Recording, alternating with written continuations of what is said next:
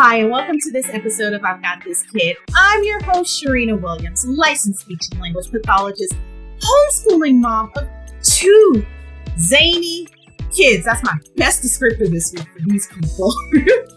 Wife of one. I'm here to share everything speech, language, play, development, and all that other stuff that falls in between. And guess what, y'all? Last week I said we were going to get into the June topics, but guess what? There were 5 Sundays in the month of May. And so today I'm going to be covering all of that bonus material, and it makes perfect sense because I've been working on self-care, us, the world changers, making sure that we're good. And now it is nothing but befitting to make sure that our sugars are good as well. And I've been getting all kinds of questions, and I wanted to cover just a few of them that kind of stuck out to me. And so that's what we're going to do today. And it's going to range from navigating during social events and language questions and speech questions and academic questions and the whole 9. So let's do this, y'all. I cannot wait.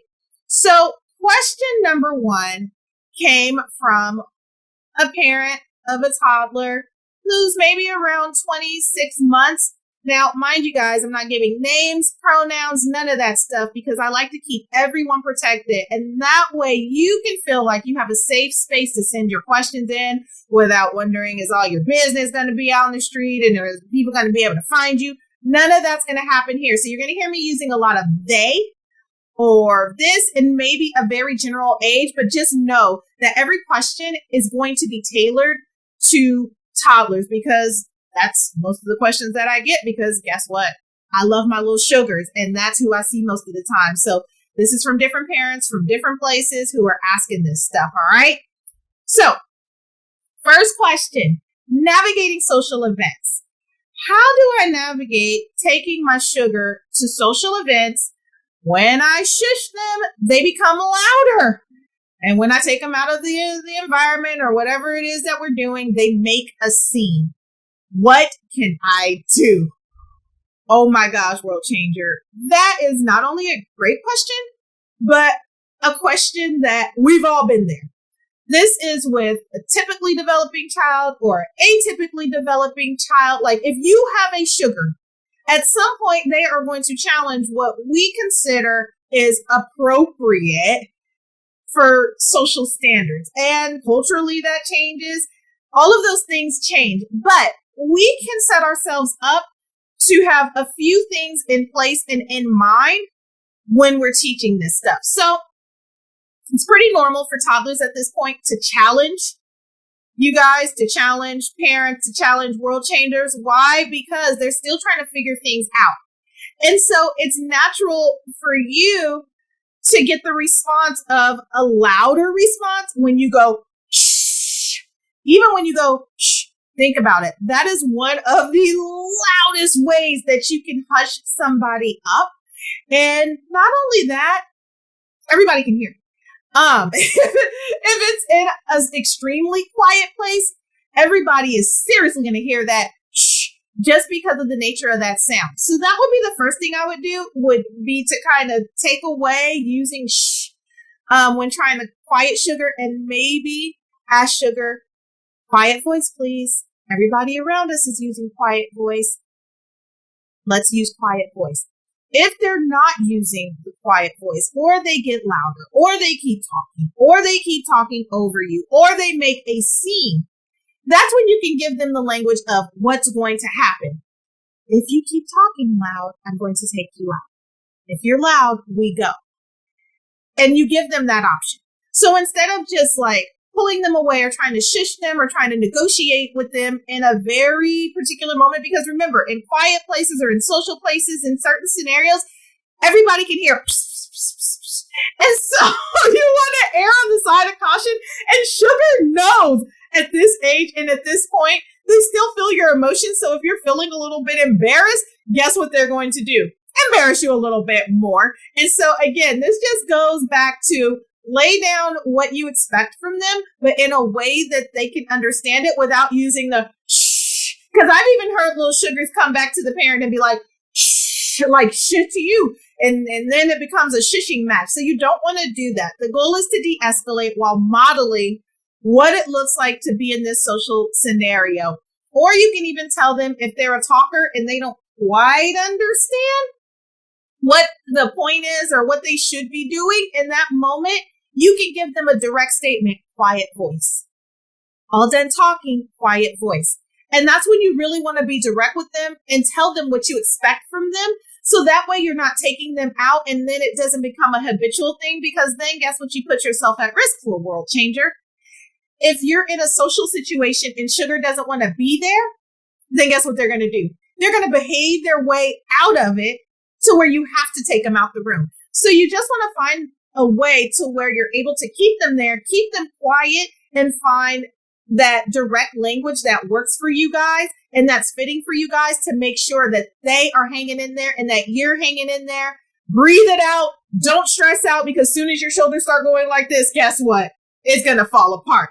So thank you for your question, World Changer. Second question. This is a language question. And this is a really interesting question. I can't wait to get into this one. My sugar doesn't talk. They said child, but I'm going to call him sugar because, here we say sugars. My child doesn't talk. My sugar doesn't talk. But when they are watching TV or looking at the iPad, I hear them repeating words. How can I help them talk? Great question.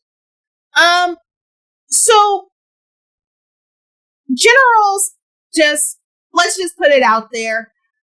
As far as TV time and iPad time, I hope little sugar isn't getting more than 60 minutes a day. And that's mixed between TV time and iPad time. I'm really hoping they're not getting more than that. The reason being is because during this time, during this age, that face-to-face contact, that face-to-face communication, the reciprocity, the nonverbal communication, the language building, all of those things are happening at that time. Not only are they happening at that time, but we're modeling what it's supposed to look like. And so if sugar is imitating and more comfortable imitating what they hear on the iPad or the TV, a few things may be going on. One, the expectations for imitating and using language may be overwhelming. If you are accidentally putting them in a position to where you're putting pressure on them to communicate, say this, say that, do this, do that, and you're constantly asking them to imitate and scaffolding them to say what you say, then you've kind of taken away the reciprocity that happens with natural language, which then can be a little bit off-putting for some sugars. It doesn't happen with all sugars, but for some sugars, this is a thing. Like, they just don't want that stress or that demand, especially if they're a sluggish speaker. And what I mean by a sluggish speaker is it may be hard for them to get the words out. They may need a little bit more time to think about what they need to say in order to say it. And before they're saying it. And so if that's the case, we want to err on the side of caution of telling them to say things and to do things. And guess what? When they're watching TV, none of the characters on TV are asking them to say or do anything. It naturally happens. And so I want you to take that approach with little sugar.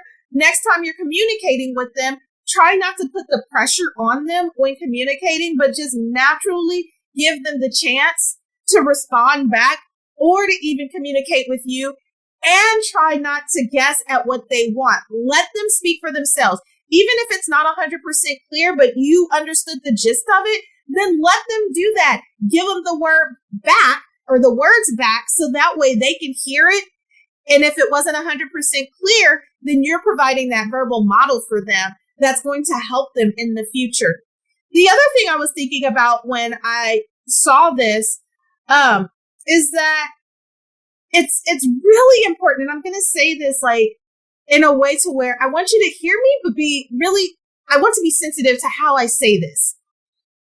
If you hear sugar saying words, but it's not necessarily directed to you, or you overhear them imitating what's being said on TV, or even sometimes in conversations, I want you to be very careful with saying they don't talk. Because once we get into the habit of saying they don't talk, well, the power of what comes out of our mouth, it starts to stick. And so if sugar is always hearing, I don't talk, I can't talk, then guess what's going to happen? They're not going to talk. They're not going to want to talk because you've now told them that they can't do it or they're not doing it pretty consistently. And then they're not going to try with you. And so I want you to be extremely careful when you're saying they can't talk. If they've got some language and some vocabulary, guess what? They can talk. They may not know quite how to use that language. And so I want you to be extremely sensitive to that and also sit back and pay attention to how and when they're using language. If they're using it only when they want something from you, if they're using it only to describe things, if they're using it, if they feel comfortable describing things by themselves or commenting on things, or if it's a lot of negation, like, no, mine, stop, because they want to keep people out of their space. So I challenge you, world changer, to take the time and figure out how sugar is using language and then determine from there, how can you get in there and start helping them use language appropriately when it's time to communicate with you? That was a great question. Thank you for that. Question 3. This is a speech question. Okay. In speech, world changers, in language, 2 different things. I know you guys probably are like, didn't you just answer a language question? No, I answered, or didn't you just answer a speech question? No, I answered a language question. Speech and language are 2 totally different things. Language is the vocabulary that sugar has, and it's also the stuff that they understand. If I say something to sugar, can they understand it and respond or carry out what I've asked them to do? Expressive language, that's the piece to where they're using vocabulary to communicate their thoughts, their ideas, the stuff that they have to say, the stuff they want to comment on, the stuff they want to initiate, the stuff that they want to use, like greeting me, telling me no, asking questions. That's all expressive language. Speech, on the other hand, that's the sounds that we use to put together language. Every language has speech sounds that we put together that formulate language. The stuff that we use to communicate, the stuff that we understand. So speech is totally different. If I say the word cat for cat, guess what? The child has the word cat. They're just saying it wrong. That's a speech thing. Cat. If that doesn't make sense, please check out the language milestone episodes, and that'll give you a little bit more of an idea of like what language is, what speech is, and how that all kind of breaks down. So back to the speech question. I've encouraged my sugar to talk, but now I can't understand what they're saying. Sometimes they try to talk to me, but I don't understand them. I feel bad. They're feeling frustrated. Is this normal? How can I help? This happens so often. More often than what I think we talk about. Sugar starts picking up words. Some of the words aren't clearly articulated. That means that either a sound is missing or a sound is being substituted for another sound. It can happen at any part of the word, the beginning of the word or at the end of the word, going back to the cat word. And I love using cat for whatever reason. I love that word. But maybe cat becomes cat, right? And so as a result of that, if sugar starts putting more words together and more of those words are part words or sounds are deleted or sounds are substituted for other sounds that don't necessarily belong in that word, it becomes increasingly difficult to talk.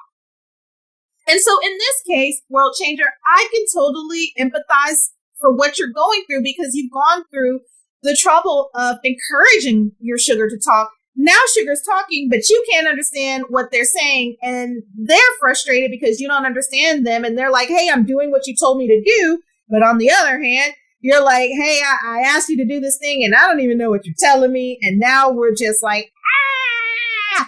So this is what I would say. 1, I want you to reach out to a speech pathologist and get an articulation assessment, a speech sound assessment, explain to them what's going on.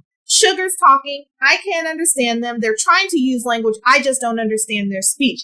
Be specific to let them know what's going on so they can help you. Encourage that speech pathologist to provide you a language sample.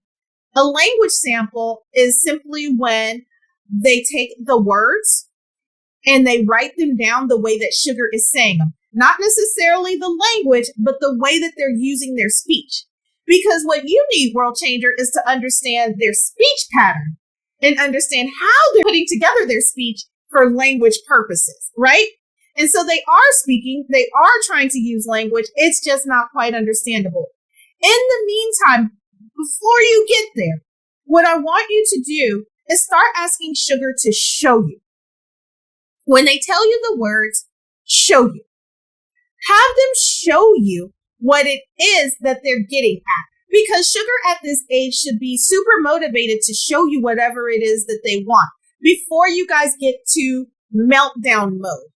And avoid asking them to say it again and again and again, because that's another way that you're going to get complete meltdown, right? Sugar's going to start falling apart. Why? Because nobody wants to be asked over and over and over again what they're saying. It's frustrating. It's not fun. It can be a little bit annoying. And so that's why you guys are probably a little bit at odds. But this time is the most important time for you guys to make sure that you guys are establishing strong social bonds. So whatever it takes for you to keep that relationship intact so they'll continue to communicate with you their thoughts and ideas, do it, right? Another thing that you can do, World Changer, and I encourage this a lot, record them. Not like video record. I'm going to grab my phone and show you what I don't want you to do. I don't want you to have the phone in their face like this. I don't want you to do that. Why? Because it's not natural. It creates a little bit of anxiety and it puts the pressure on Sugar to make them feel like they have to perform in the moment. But what you can do, World Changer, is take your smart device, click on the voice memo or the audio recording or whatever it is on your device. Push the button casually and just let them talk. They don't even have to know. You can turn the phone completely over like this to where they don't have to know what's going on. At another time, review what was being said. Review it. Just listen to it. Collect a few samples like that to where they're talking and see if you can pick up on any words or any language patterns. This is where it becomes really important too to have face-to-face contact, eye contact. So you're seeing what they're doing. And the more that you see what they're doing and what they're grabbing at and what they're pulling at, the more you can pick up on this word is that. This is how they're putting together this word. I can give them the word back in the way to where they can understand it. Try not to communicate with them like this and they're over here and you're over there. Avoid that at all costs. Make sure that as much as possible, you guys are face to face and you can see exactly what's going on. So this is where the 5 to 7 minutes a day of play gets extremely important, because then you have that tailored time built into your day and your schedule to just really look at what Sugar is doing and what's going on. Thank you for that question. All right, we got another language question in the house. Woo woo. All right. This World Changer gave me the age to give you guys some context. When my 23-month-year-old talks to me, so that's close to 2, they repeat the same words again and again. Even when I acknowledge them, the words are being repeated. What can I do to stop this? So that's another one that can cause frustration within the relationship. World Changers, if you notice the trend, a lot of this stuff that's going on, it happens a lot more often than, again, what we're talking about. But that's why I'm here, to put this stuff out there on the table for you guys to be thinking about, like, hey, is this happening to me? And, oh, that's all I need to do? Cool. All right. It'll save a lot of headaches in your relationship with Sugar. So there's nothing funnier, and I'm gonna act this out for you of what this looks like. Cookie, cookie, cookie, Cookie. Yeah, you can have the cookie. Cookie. Cookie. Cookie. Cookie. Yes, I heard you. I'm going to get you a cookie. Cookie. Cookie. Cookie. That's what that looks like. So you can imagine how frustrating that can be, especially when you have acknowledged. Remember, we always talk about I send a message, which means I talk. Sugar listens. Sugar usually gives me a different response. But if you're giving the same response, after you've given all the assurances that A, you understand and you heard them, B, you're going to come to the rescue and do whatever it is you want from them, or C, you've given them the response and it's still a no and they need to move on to something else. Whatever it is, there's nothing more frustrating than them repeating that same word again and again. Chances are a few things is happening. Thing one, they may be building up language to where you understand a lot more than what you're able to do and what you're able to use, what you're able to say, what you're able to respond, especially at 23 months, because the language boom is really about to start happening. And so sugar is taking in all this stuff and may not have the wherewithal to be able to respond the way that is expected, right? They may not have multiple words. They may have that one thing. There may be emphasis on that word, or it may just be a little bit of an impulsive thing. And that's the second thing that can be happening. So where if sugar is a little bit impulsive, then they might continue to repeat the same thing over and over and over again, even after you've provided the response. Because if they're impulsive, chances are they did not hear you because they were looped in their own thoughts. And so what I would do in that case I would look directly at sugar and say, I hear your words. I'm going to get you a cookie. I would be direct. I would give them direct language in order to get them to calm down. All right. If you see their body kind of moving, and like the toddler wiggle, that toddler that just can't stop moving, giving gentle light touches and massages to them, that can also kind of help their body calm down. So that way they can process the information that you're giving them. And so between those two things, that can be happening as well. There's one other thing that can be happening. And this may be for a sugar who has a diagnosis or a sugar who needs to be tested for a diagnosis. It could be also what we call perseverations. Perseverations is when your sugar repeats the same thing again and again and again, almost like they're getting looped into saying the same thing again and again and again. If that is happening across the board and you've tried these other strategies to where you're calming their body so they can attend to what you're saying, and you now see that they have, a little bit more language and can put more than 1 to 2 words together, or now they're putting 2 words together and they're still repeating the same thing again and again, chances are they may be getting looped into perseverations and they need some support to help them. And that would go outside of speech and language therapy. We don't do developmental testing, but at the same time, we treat little sugars who have developmental delays and additional diagnoses that come along with that. And so after you try those things again and you see it's still happening, then I would reach out to my pediatrician, let them know what's going on so they can get in the loop. If they tell you to wait and see, insist that they don't make you wait and see. Okay, y'all? All right, question 5. Oh my gosh, we're getting down to the bottom of it. We got 2 more questions. All right, this is a pre-academic question. What do I mean by pre-academic questions? Pre-academic is before academia, teaching stuff that sugar's probably going to learn in school, but they can also learn it at home before they go off to school. So pre-academia, before the age that they're ready to go to traditional school. This world changer wants to know, when do I start teaching my toddler colors? Fair question. Fair question. Completely fair question. I'm going to grab a prop. This is what I don't want you to do, world changer. What color is this? What color is this? What color is this? What color is this? What color is this? Say it again. What color is this? No, it's not that color. It's this color. What's this color? Not very fun. Not fun at all. Please don't do that. And you're probably going to lose a little sugar too. So please, let's avoid that.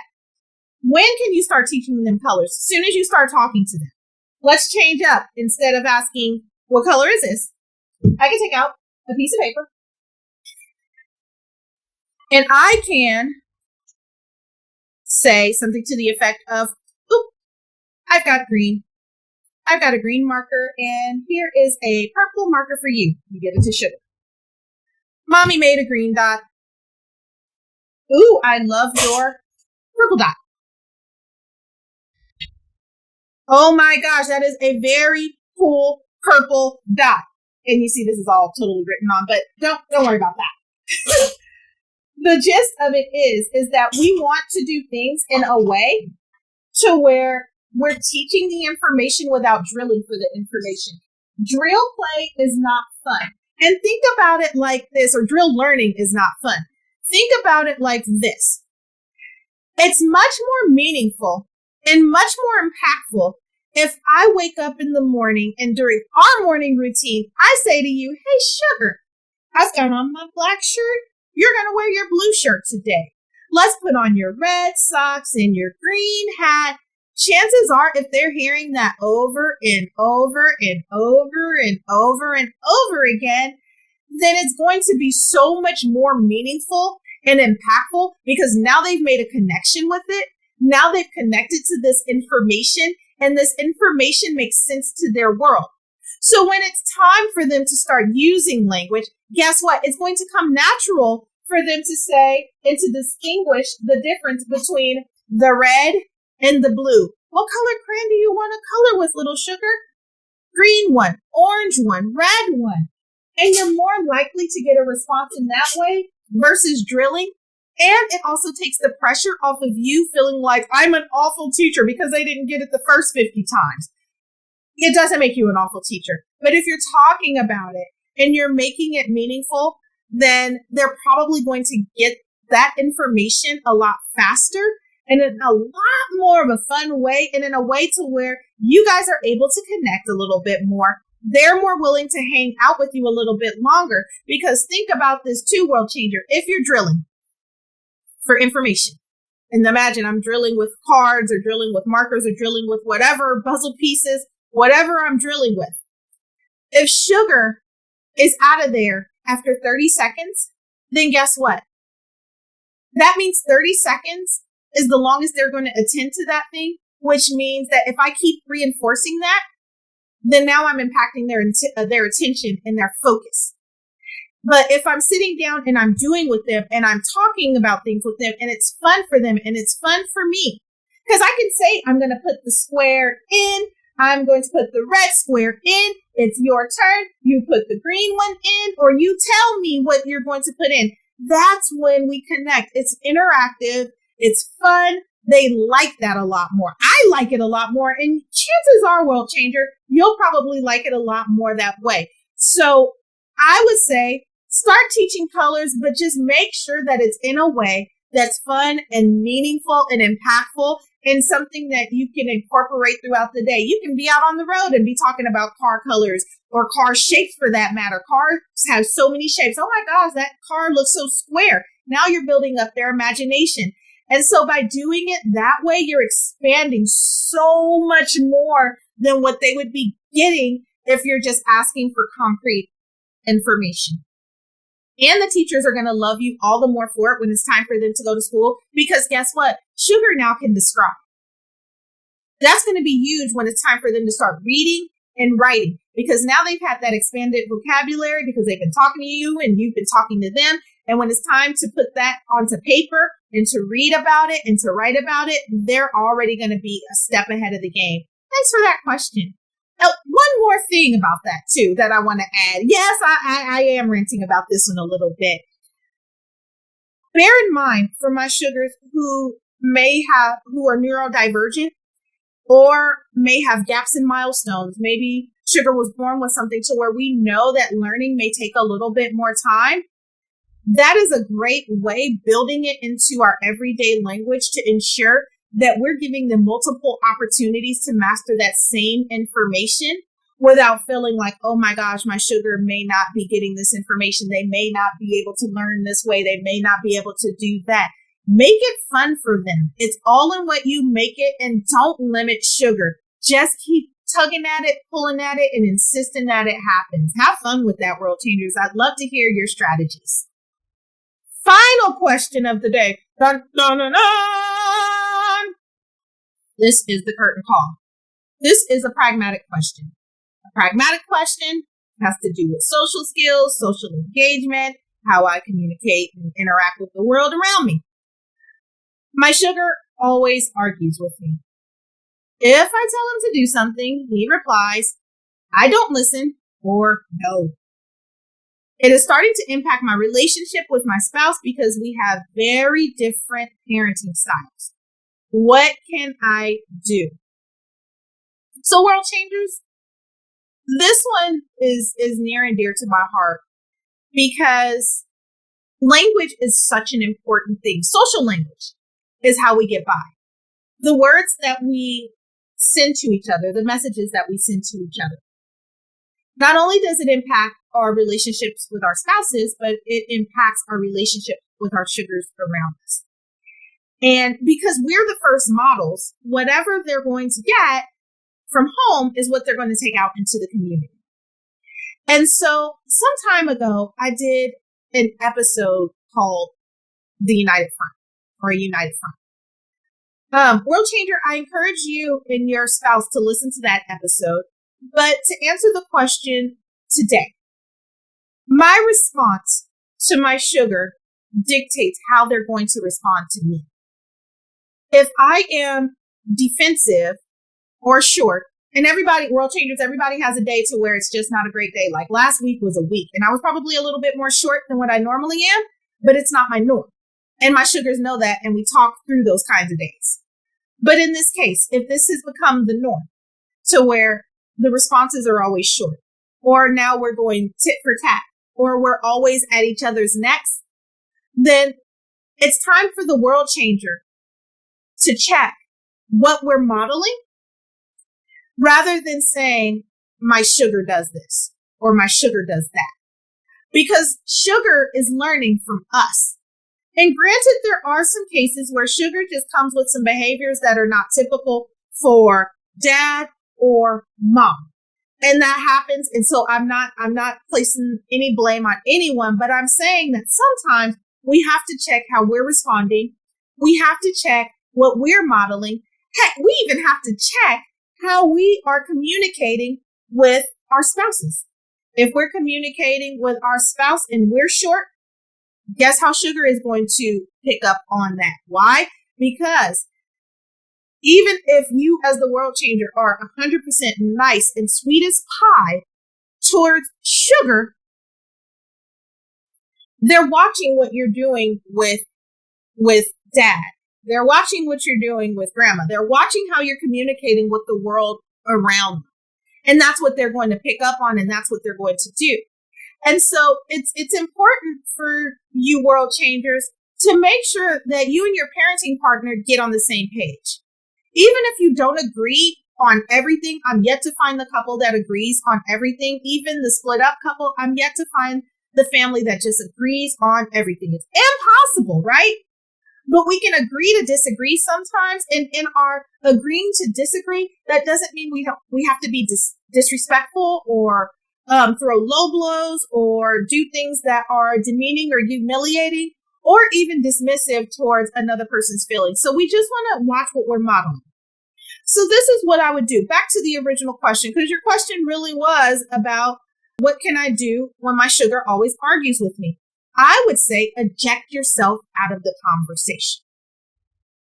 What do I mean by that? If sugar is arguing, then I'm imagining that there was some kind of demand being placed on sugar. And if there was a demand being placed on sugar and they don't want to follow through with that demand, that's when, guess what? You and your parenting partner who are on the same page with disciplinary methods are like, first we're going to do this, then we're going to do that, or I know you don't want to, but I need you to. Thank you. I would eject myself from the back and forth and the banter and the talking back. No thank you to talking back. We don't talk back to adults. I've asked you to do this. And we also even want to be careful in that, because we don't want it to end up being a power struggle to where Sugar feels like their thoughts and ideas aren't being heard. And so we want to like ebb and flow on like a fine line with what we're modeling and what we're requesting. Maybe we change up the language. May you do this. La, la, la, la, la. May you do that. I don't want to. Well, I need you to do this first, and then you can do that. If that doesn't work, that's when we use our hand over hand method to help them follow through with what it is that they've asked you to do. If it then becomes a meltdown, then I would leave them to the meltdown, wait for them to calm down like a big boy, big girl. And then once they have calmed down like a big boy or big girl, then go to them and have them follow through with what was originally asked. Don't do it for them. Don't pick up the slack for them. Get them to the place to where they're following through, and you can acknowledge that it was hard for them to follow through and that you appreciate their following through. Because if it's always a no or I don't want to, then again, you're right. It's going to end up in an argument. The other thing I would think about too is how often are they getting demands to do things, and is that being balanced out? Are we just talking to them and communicating with them about the stuff we don't love that they're doing?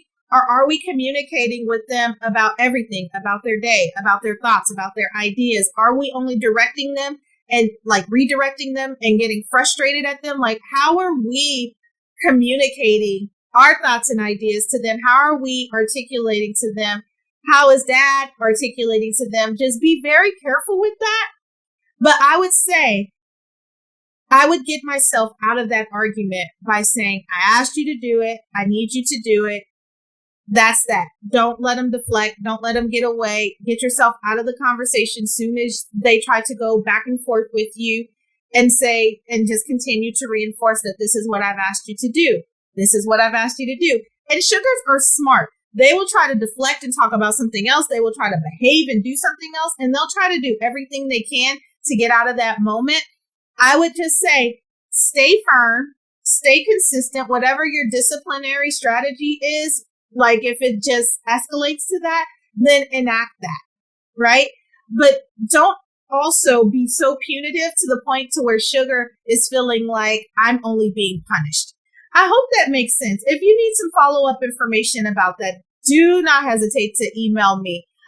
But that wraps it up for today, World Changers. That was some powerful stuff. You guys send me questions sometimes. I have a few that I'm still like researching, and I just want to make sure that I'm giving you guys good quality, practical tools to where as soon as this episode is over, you guys can use this stuff. And so there's a few other questions that we'll probably revisit in the future just to make sure. And if you want any clarity on any of the questions that I've asked today, or you want to expand that, feel free to email me, questions@I'veGotThisKid.com. Also, check out our new website, I'veGotThisKid.com. Check it out. There you can find upcoming events, book releases. You can get yourself a free ebook. Go there right now. Sign up. Be a part of the mailing list. Find out about new events. Find out about book releases. Find out about everything that you need to know in order to continue to connect, grow, and learn with your sugar. World Changers, that's all I've got for today. Please connect with me next week, where we are going to be officially in the month of June, and we're going to be talking do as I say, not as I do. This is an episode that you World Changers do not want to miss, and I cannot wait to see you guys there. Have a happy, wonderful Memorial Day. Enjoy yourselves. Eat lots of watermelon. Have lots of fun. Go play outside. Go connect with your sugars, y'all. Until the next time, take care.